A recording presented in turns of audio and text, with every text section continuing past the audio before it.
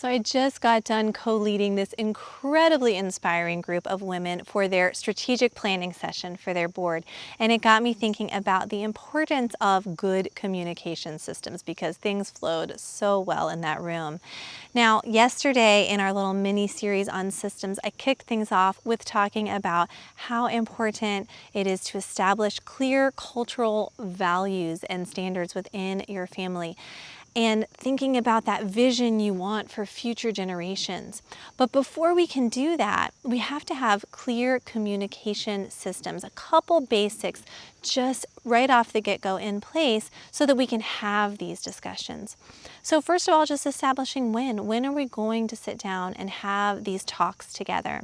And how often are we going to be working on the sort of meta of our family business together, right? And who's going to be leading?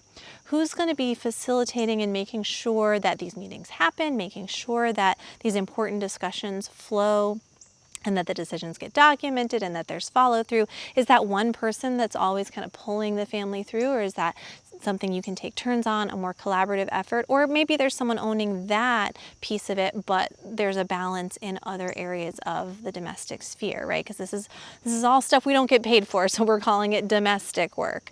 And then once those things are established, you also want to establish how can we speak to each other. So many times we get upset at another person because they spoke to us in a way that's really hurtful to us before we've established what is okay and what isn't okay and made that clear with our partner. So definitely getting clear on, hey, here's how it's okay for people to speak to me, getting clear within yourself, and then communicating that and creating those standards with your partner. And then that first discussion is getting into those values and the vision you have together for your family.